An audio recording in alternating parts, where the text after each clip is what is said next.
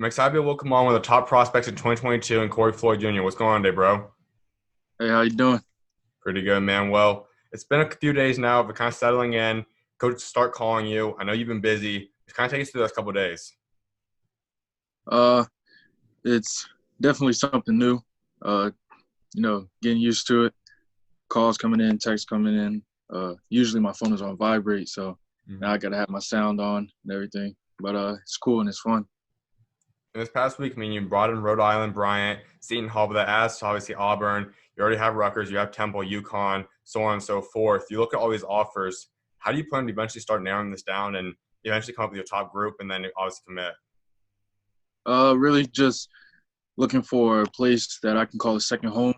A place where I feel comfortable with the staff and also the students at the school, and just a place where I think it'll fit me best and a place where I could really show my game.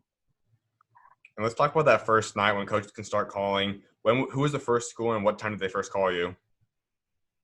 Um, well, actually, Miami, they were the first school to text me. They Mm-hmm. texted me at, I think, like 12 or 12:01.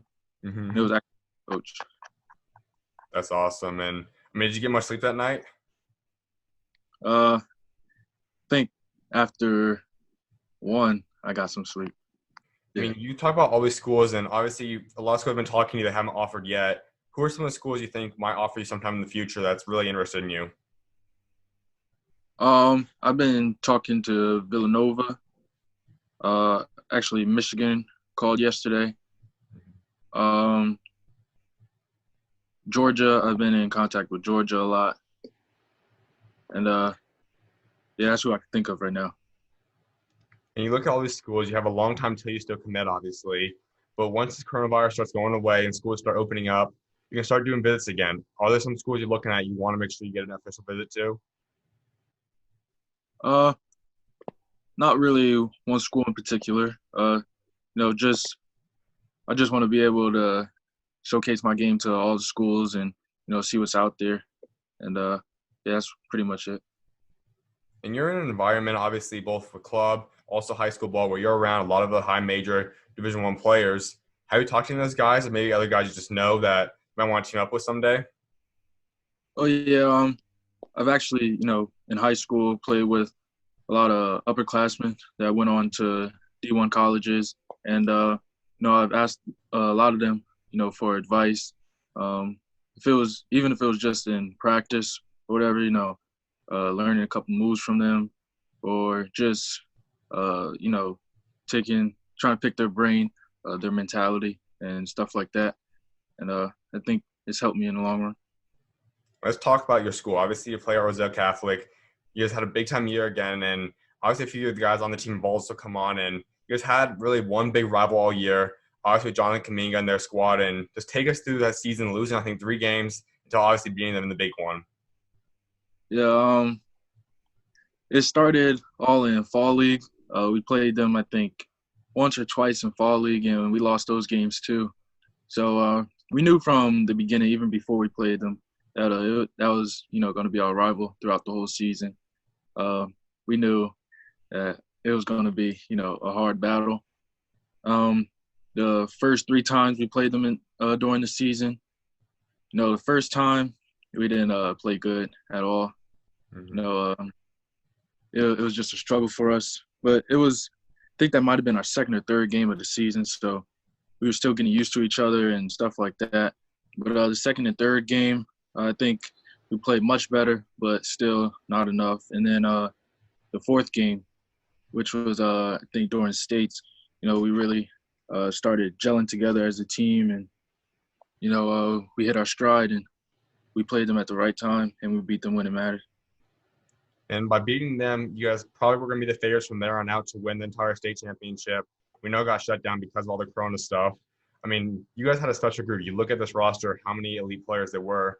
How special were you guys? Would you guys say you guys probably were going to go out and win the state championship? Yes, I think for sure we would have. We had a lot of key pieces, a lot of guys that could do everything on the court, which was good for us because it was hard for the defense to just focus in on one guy because there were so many threats on the court. And even if they tried, to focus on one guy, it didn't work for long because we had multiple weapons and everybody was capable of scoring the ball. And let's just talk about you. I mean, you talked about how you learned from a lot of the guys on the team this past year throughout practices, just talking to them. Let's go down three of the big ones, obviously. Probably the biggest one, Cliff. We know how special he is, obviously staying close to home, going to Rutgers. What's your bond like with him? What was it like playing with him? It was great playing with Cliff. It was my second year playing with him. And he got, he improved even from last year playing with him till now, as you would expect him to do. It's great knowing that if, you have an offensive player that goes by you, that you have somebody down there that's, is most likely going to block the shot or at least contest it and make it difficult for them. And, it was always fun having that backbone down there. And he's a guy that I think's ranked outside the top 40 in most things. But personally, some other people look at him as a guy that's going to be in the NBA for a long time. It should be potentially a five-star guy. I mean, how special do you think Cliff is? What's he going to be able to accomplish on his basketball career? Yeah, I think he's going to go on to do, great things. Especially, being at Rutgers, they're going to focus on him, develop him. And, he's just, he doesn't have a ceiling. He's just going to continue to get better and better. And once he reaches, that point, it's going to be scary. And he went to Rutgers, a school that a lot of people originally were saying somewhere like ASU might have been the favorite to go, especially after Jay Gupp went there. He kind of shocked some people, stays close to home, and that is a school you also have offers to. By having a guy like Cliff go there, what kind of attractions that make Rutgers become? Makes it, very interesting. Cliff, I love playing with Cliff. We get along on and off the court very well. Like I said, it's always nice to have that backbone down in the paint. And even on the offensive end, you can just throw it up anywhere and he's there. So it would be nice, playing with a familiar face and everything like that. So, yeah. My last thing about Cliff is there was a special moment that went viral, end of the year and senior night, obviously, by bringing in his family. I mean, were you guys aware that going to happen? And what was that night like? Oh, no, none of us were aware. At least I wasn't. I wasn't sure until, they actually told us. And then after they told us, we all realized, like, how special that was for him. That's awesome. And another big-time guy, CJ. Guy's also super underrated. Obviously going to do big-time things like Xavier. What was your bond like with him? He was kind of like a mentor or whatever. When he was hurt and he was out, I had to step in to a bigger role, more of a scoring role. He was always telling me to shoot the ball, look at the basket before anything else. And, he really helped build my confidence because, having somebody consistently in your ear telling you to shoot the ball. I mean, after a while, nothing else you can do but shoot the ball. And you look at next year, obviously, there's going to be another guy we're going to talk about in a minute that's going to be gone. It's going to leave a lot of opportunity up for you. Obviously, the top 10 guy in the country now, and Sydney and Wilcher as well. What's your guys' bond like? What's the future you guys looking like? It's going to be a scary backcourt. We've been working out with our trainer from the high school, and we both just want to get better, want to make it to the next level, and want to make it to the highest level. So we're going to continue to work, and we're going to make each other better. And then the last kind of big-time guy on the team I want to make sure we touch up on is obviously Niels. He missed a lot of games this year as well, though. But just having him around you, obviously going to Florida, what did you learn from him? I learned a lot from Niels. He's like a big brother, played for a team final. And, I also played for team finals, so that connection was already there before the season. And, he can score whenever he wants. When he wants to go to the basket, nobody's going to stop him. And I think he's also going to do great things at Florida. And RC is a school that's now built a legacy. They've had multiple years of being an elite, top of the country kind of team. And as we said, there's a lot of big-time pieces moving on. We talk about, obviously, you. We know Simeon's going to step up. Who's some other guys you guys are going to see kind of step up now and be able to continue his legacy? You know, me and Simeon are returning. We have a couple new guys coming over. Some big men, 6'11" and 6'10". But also we have to I think this will be a season where we rely a lot on underclassmen. Guys are going to have to step up, and freshmen and sophomore are going to have to play a role that at Roselle Catholic, a lot of freshmen and sophomores don't step into that role. So we're going to expect a lot from them, and think we're going to be real good. And having a school like your guys' caliber, I'm sure it's a heavy interest for a lot of guys. Is there any big names possibly coming in there this year? I haven't heard any, names so far, but I'm looking forward to it. There'll definitely be some guys trying to come over. Absolutely. And, I mean, you play at this level. You're already averaging over 11 points this year, almost 5 rebounds a game this past season. What's the next jump for you? What's kind of your goal numbers for this next season? Just, try to elevate every single thing, I always want to continue to get better. So, just try to be that all-around player all the time, get my teammates involved, make sure I'm putting in the work on the defensive end as much as I am on the offensive end. And, just stepping into a bigger role this year. I got a little taste of it last year when CJ and Niles were out, but, this year it'll be a permanent role. So just focusing on, capturing that moment and, stepping into that role. And you are a New Jersey player now. What's it like being part of that, man? We all know each state kind of has their own flash, their own kind of thing that players are known for. What comes with being a New Jersey player? The main thing that everybody says on the East Coast is toughness.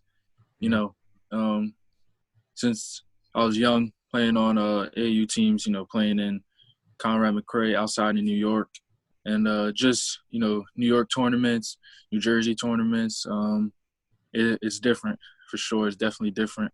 You could just tell the competitiveness, just kids are hungry.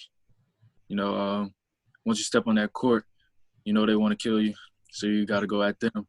And, that's what it is. And I think a lot of people know that. I mean, New Jersey, obviously you guys got that swagger, but especially it's a guard state. I mean, you guys obviously are a ton of elite guards come from there, some of the best in the NBA as well. You being a guard, what's it like trying to live up to that standard now and possibly become the next great New Jersey guard? It's actually fun, trying to be the next great player to come out of New Jersey. You see a lot of great guards that's been here. A lot of them, I looked up to, and but now can't really, look up to them anymore because, I might play against them in the next few years. So now we just got to look at them as a regular person and, be ready to go at them when I get the chance. Would you say you were kind of born with that toughness in you, or would you say there's one moment you kind of remember that you realized this is how we're going to play? I say I was born with it. Just as soon as you step on that court, it's just a feeling. And, this is not the place to be soft. Got to go out there and do what you got to do. I can imagine at practices the past 2 years, there's been a lot of those moments. I'm sure there's been a lot of big-time scrimmages out there. What comes with being out of practice where you got the guys we've talked about, you included? What's those practices like? Some practices could get very intense. Some guys going off on each other, just arguing about whose ball it is, who it went out on. There's been times where spent like 20 minutes arguing on who gets the ball. And, in the moment, it could get, a little annoying or whatever. But after, you just realize that, both teams are extremely competitive, and it's actually a good thing that, we get bent out of shape about things like that. And there's a big rivalry in a sense, obviously New Jersey versus New York. New York probably all the time still holds it, but right now what's the better state? New Jersey for sure. Yeah. And as a country overall, we know also New Jersey's up there with one of the best states. Who's the best state for basketball? New Jersey again.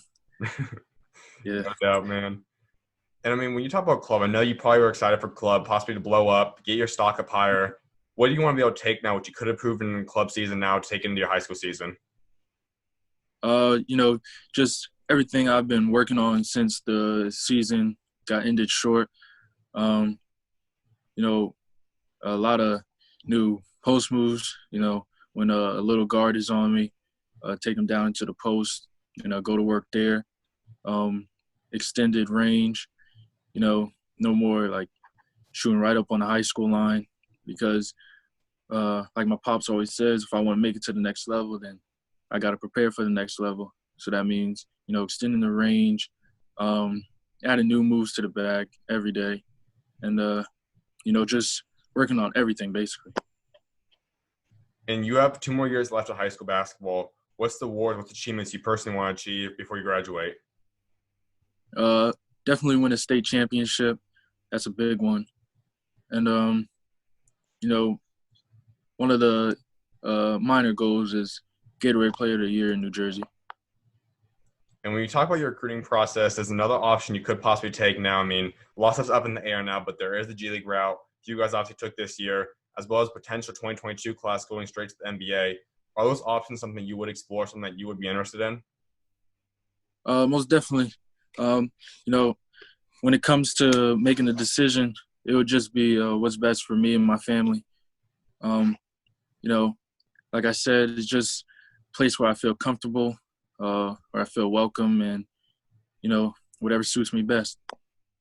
My last thing before I let you go is, when you talk about your legacy, both on and off the court, by the time you step away from this game, what do you ultimately want to be remembered for? I just, want to be remembered as one of the greats, but also a player that everybody got along with, not a player that, some guys might say it was bad playing with him. And then some other guys was like, it was good. I want everybody to just remember me as a great teammate overall and, a joy to play with. Absolutely, man. Well, I definitely appreciate taking time to come on, my guy, and here to see what guys got in store for you guys next year. Thank you. Anytime, man. You're always welcome on, bro. God bless. All right, you too.